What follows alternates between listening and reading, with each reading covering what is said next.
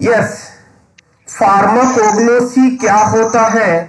Basically आपकी जो syllabus में है, फिफ्थ सेमेस्टर की बात हो रही है। आज आप सभी लोग फिफ्थ सेमेस्टर के हो? Yes sir. Yes okay. Sir. Pharmacognosy and phytochemistry, जैसा कि आपने फोर्थ सेमेस्टर में पढ़ा होगा फार्माकोग्नोसी में, बेसिकली डेफिनेशन की बात करें, डेफिनेशन में इसमें फार्माकोग्नोसी में हम नेचर से जो चीज मिलती है, नेचर से जो चीज मिलती है, मतलब हम प्लांट की बात कह सकते हैं यहाँ पे सी वीड्स या नेचुरल जो चीज मिलती है, या जो यहाँ पे रॉक्स से मिलती है, इन सभी से जो नेचुरली जो मिलती है उसको बारे में पढ़ते हैं फार्माकोग्नोसी के बारे में। ओके। यहाँ पे हम फाइटोकेमिस्ट्री की बात करें तो दो वर्ड से मिलके बना हुआ है, फाइटो, फाइटो प्लस केमिस्ट्री। तो ध्यान दीजिए, फाइटो का मतलब क्या होता है, प्लांट की बात कर रहे हैं, और फाइटो केमिस्ट्री में हम क्या देखते हैं, उसकी डिटेल केमिकल नेचर देखते हैं कि वो किस तरह से है। ओके।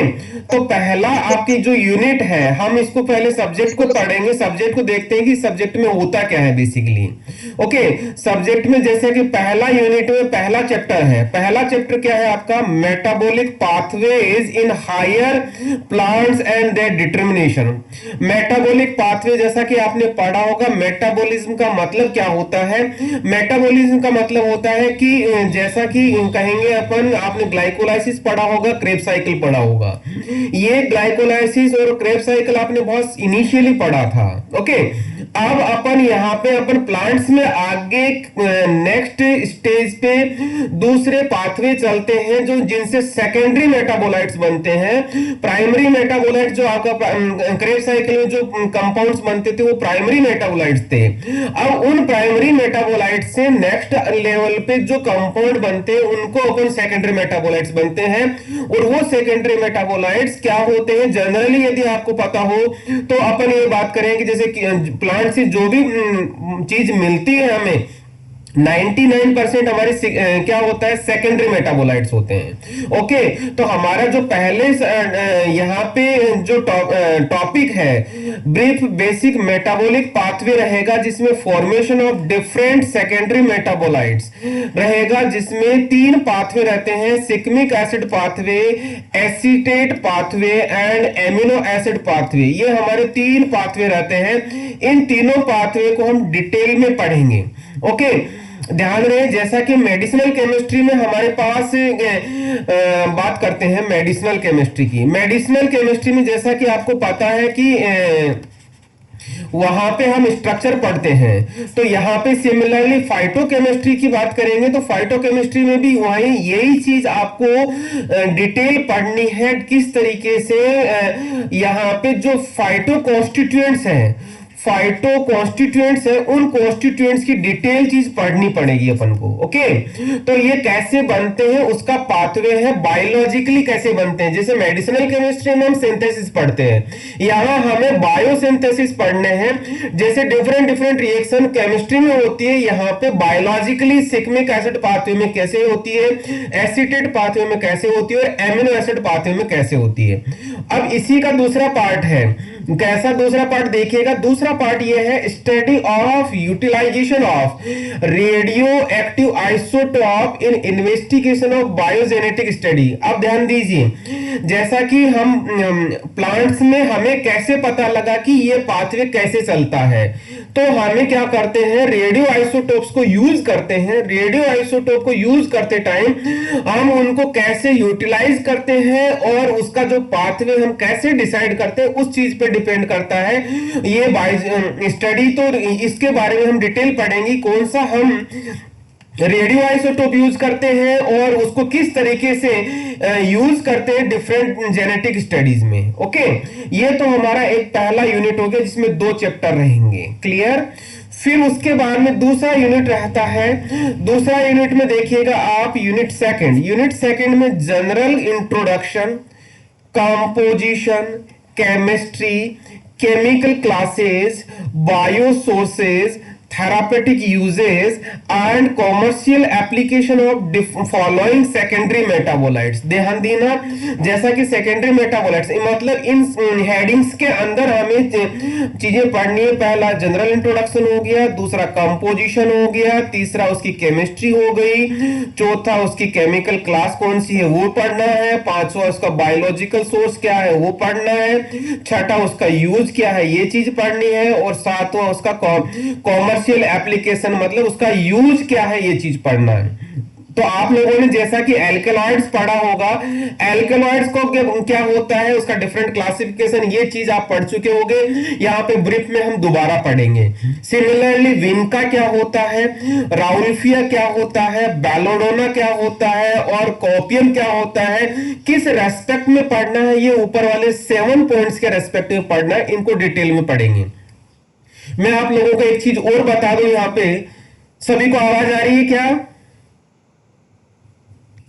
Yes sir.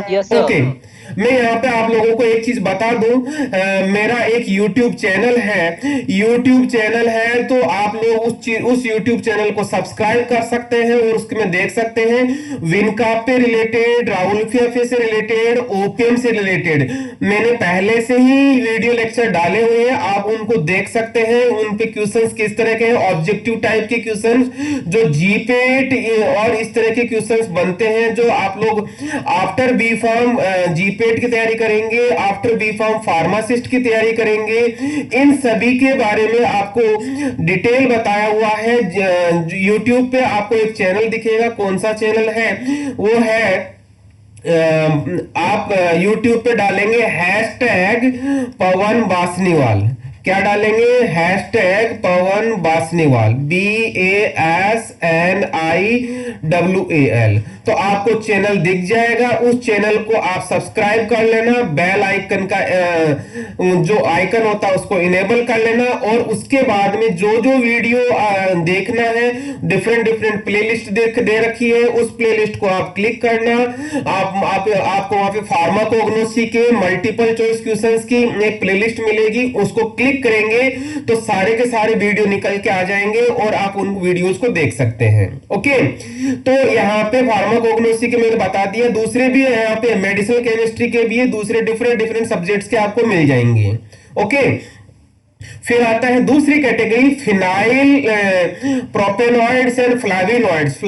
ये क्या होते हैं?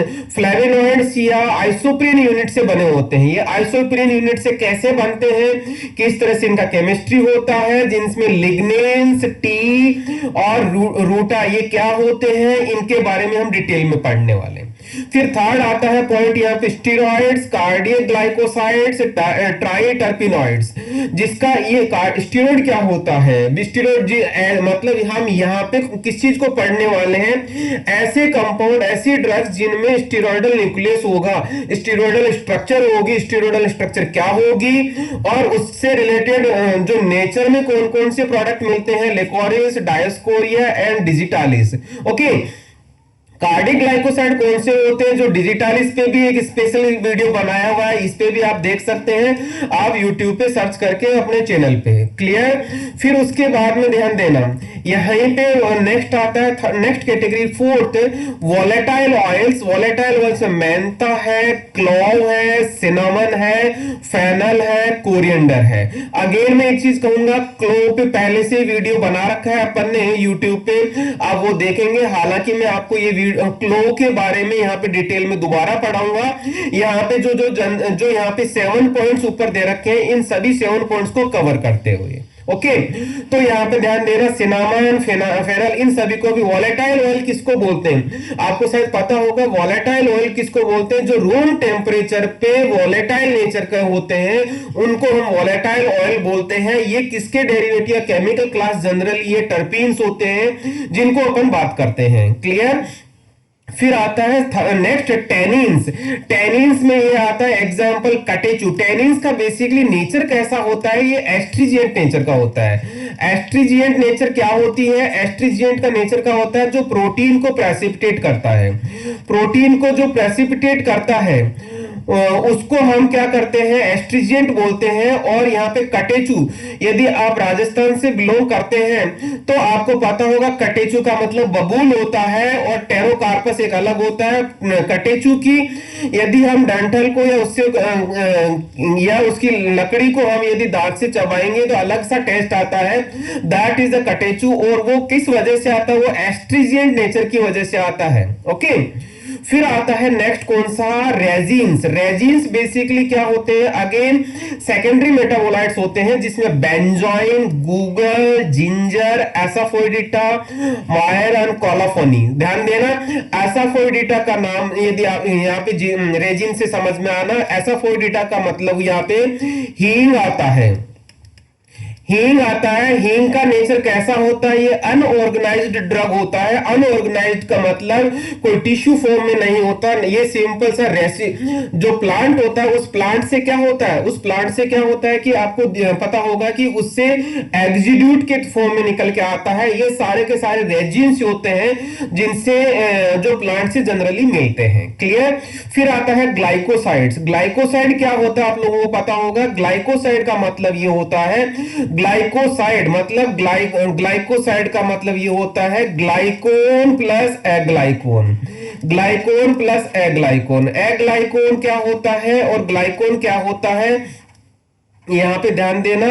ग्लाइकोन का मतलब होता है कार्बोहाइड्रेट, एग्लाइकोन का मतलब नॉन कार्बोहाइड्रेट, मतलब अदर देन कार्बोहाइड्रेट। ओके, तो ये ग्लाइकोसाइड्स में होते हैं जिसमें एग्जांपल आपको पता होगा सेना, एलोय एंड बिटर आलमंड। यहां पे एक चीज और बता दूं मैं, यहाँ पे यूनिवर्सिटी एग्जाम में क्वेश्चन किस तरह के आते हैं मैं ये भी बताता जाऊंगा साथ साथ में।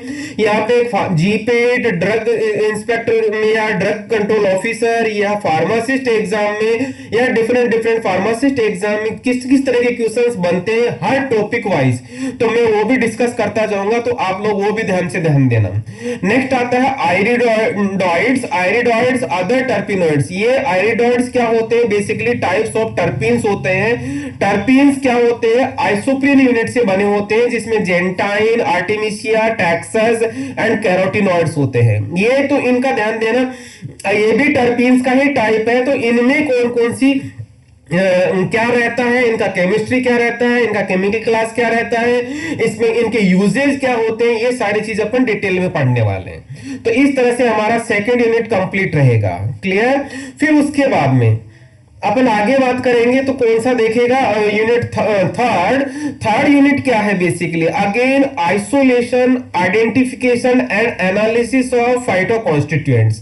ध्यान देना, आइसोलेशन मतलब यहाँ पे जो अलग हमारे पास चार क्लासेज है, चार क्लासेज में कौन सी, टर्पिनॉइड्स हैं, ग्लाइकोसाइड्स हैं, एल्कलॉइड्स एंड रेजिन्स हैं। ओके, इन चारों क्लासेज में ध्यान देना, मेंथोल, सिट्राइल एंड आर्टेमिसिन, इनका हम आइसोलेशन कैसे करेंगे, उसका आइडेंटिफिकेशन टेस्ट कैसे करेंगे और उसका एनालिसिस कैसे करेंगे, ये सारी चीज आप डिटेल में पढ़ेंगे। तो मेंथोल, सिट्राइल एंड आर्टेमिसिन, आर्टेमिसिन शायद आपको पता होगा ये एंटी मलेरियल ड्रग होती है।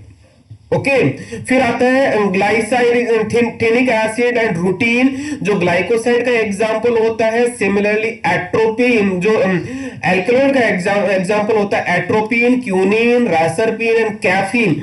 इन सभी को हम कैसे क्या करेंगे, आइसोलेट कैसे करेंगे, इनका आइडेंटिफिकेशन टेस्ट कैसे होगा और इनका एनालिसिस हम कैसे करेंगे, ये सारी चीज हम डिटेल में पढ़ने वाले। तो जनरली ध्यान देना इनका। फिर उसके बाद में आता है पोडोफाइलोटॉक्सिन और कुर्कुमिन। पोडोफाइलोटॉक्सिन एंड कुर्कुमिन जैसा कि आपको दिख रहा है, ये दोनों के दोनों एग्जांपल किसके हैं, रेजिन के हैं। हम रेजिन में से पोडोफाइलोटॉक्सिन एक पर्टिकुलर फाइटोकॉन्स्टिट्यूएंट है, उसको हम कैसे निकालेंगे। कुर्कुमिन यदि पता होगा आपको, हल्दी जिसको अपन लोकल लैंग्वेज में बोलते हैं हल्दी, तो हल्दी से हम कैसे कुर्कुमिन निकालते हैं, तो वो चीज हम कैसे निकालेंगे, उसका आइसोलेशन प्रोसीजर कैसे पढ़ेंगे, उसका आइडेंटिफिकेशन कैसे करेंगे, उसका एनालिसिस कैसे करेंगे, ये डिटेल हम चीज पढ़ने वाले इस चैप्टर में। क्लियर। फिर उसके बाद में देखेंगे आप नेक्स्ट कौन सा, यूनिट 4 की बात हो रही है। यूनिट 4 का मतलब इसमें ध्यान देना, इंडस्ट्रियल प्रोडक्शन करेंगे। इंडस्ट्रियल प्रोडक्शन उसका दूसरा पॉइंट है। पहला पॉइंट तो ये हो गया इंडस्ट्रियल प्रोडक्शन, दूसरा पॉइंट हो गया उसका एस्टिमेशन, तीसरा हो गया यूटिलाइजेशन। तो इन 3 पॉइंट्स के अंदर ये डिफरेंट डिफरेंट फाइटो कॉन्स्टिट्यूएंट का मतलब समझना। फाइटो कॉन्स्टिट्यूएंट का मतलब इनका जो ओरिजिन है वो प्लांट ओरिजिन है। फाइटो कॉन्स्टिट्यूएंट का मतलब ओरिजिन इसका क्या है, प्लांट ओरिजिन है। इन सभी का प्लांट ओरिजिन है, तो प्लांट ओरिजिन से इनको हम, अब ध्यान देना, हमें ये प्लांट से तो मिलते हैं, लेकिन अब हम इसको इंडस्ट्रियल तौर पे हम इसको कैसे प्रोड्यूस करेंगे, मतलब प्लांट से निकाल के हम इनको किस तरह से इस मूर्त रूप में लेके आएंगे। मींस जैसे phosphocholine, sennoside, artemisinin, diosgenin, digoxin, atropine, podophyllotoxin, caffeine, taxol, vincristine and vinblastine. Okay, तो इन सभी को हम कैसे प्रोड्यूस करेंगे इंडस्ट्री लेवल पे, पहला पार्ट। तो और दूसरा इनका एस्टिमेशन कैसे करेंगे। एस्टिमेशन का मतलब क्वांटिटेटिव टेस्ट की बात कर रहे हैं, क्वांटिटेटिव टेस्ट की बात कर रहे हैं, क्वांटिटेटिव टेस्ट। और उसके बाद में उसको यूटिलाइजेशन, उसका मतलब यूज कैसे करेंगे या उसका यूज क्या होगा वो चीज बता रहे हैं। तो इन सभी को हम इंडिविजुअली अलग अलग हम पढ़ने वाले हैं। ओके, तो ये हो गया 4th यूनिट का। और उसके बाद में आप देखेंगे कौन सा, बेसिक्स ऑफ फाइटोकेमिस्ट्री। यूनिट 5 होगी basics of phytochemistry. Basics of phytochemistry में हम क्या पढ़ने वाले हैं, ध्यान देना, modern methods of extraction, application of latest techniques like spectroscopy, chromatography and electrophoresis in the isolation, purification and identification of crude drug। ध्यान देना, यहाँ पे हम क्रूड ड्रग का मतलब शायद पता होगा आप लोगों को। क्रूड ड्रग का मतलब जो नेचर से हमें जिस फॉर्म में मिलती है उसको हम क्रूड ड्रग बोलते हैं।